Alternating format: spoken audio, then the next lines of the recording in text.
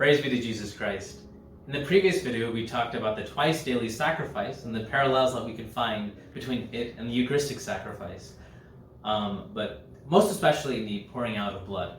But today, we're going to move on and talk about another Sinai covenant rite, with meaning those rituals that God gave to the Israelites at Mount Sinai. So today's ritual is known as the Azkarah sacrifice, also known as the memory sacrifice. So before we talk about the sacrifice itself, that Azkarah sacrifice, it's important to know a little something about memory in Jewish thought and theology. Because when we read about the Azkarah sacrifice being known as the memory sacrifice, it's tempting to think that this sacrifice is all about, just remembering God. But it's actually the opposite. In Jewish thought, one of the common themes found in the prayers of the Jewish people would be this petition to God to not forget his people. So again, to ensure that the Jewish people would receive the blessings of God, the Azkarah sacrifice, its intention was not to remember God, but instead it was the opposite, to place oneself in the memory of God.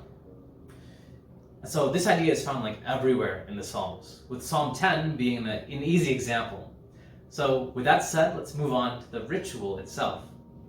So the sacrifice itself involved the sacrifice of an animal and bread, like many of the other rituals, though there are some differences, such as the inclusion of mixing flour and oil and the burning of incense. But what makes the Azkarah sacrifice truly unique is that the ritual changed when the sacrifice was offered on behalf of a priest by a priest. So every priest ordained for the Sinai covenant was required to offer one Azkarah sacrifice for themselves on a weekly basis. So when the sacrifice was offered for a priest, bread was brought into the holy place and placed on a table, where it would become something known as the showbread, also known as the bread of the presence. So the showbread consisted of 12 loaves of bread placed on this table that were all eaten by the priests at the end of the week. But what's important to know is that nearby, on the other side, there was another table with lamps on it, known to the Jews as the menorah. So the light of the menorah would shine its light on that opposite table where the showbread is.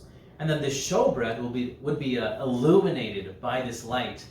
And so together, this phenomenon represented the life-giving presence of God for the Israelites. So now, think of the Last Supper.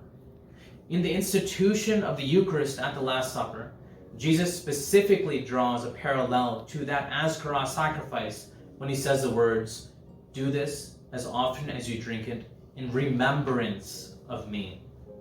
When Jesus is mentioning that word remembrance, it's not only a command to repeat the Eucharistic sacrifice in his memory, but it also references this Azkarah sacrifice, aka the memory sacrifice. Just as the bread is brought into the holy place to become the bread of the presence, so too does the bread Jesus offers become a new bread of presence, the very body of God. So at every Holy Qurbana, we're not just remembering what Jesus did. Again, we're brought outside of time itself to witness Jesus at the Last Supper again, and we witness Jesus dying on the cross along with his resurrection that came 3 days later. And by our participation in that holy sacrifice, we're placing ourselves in the memory of God. And we see again simple bread becoming that new bread of the presence, the body of God himself.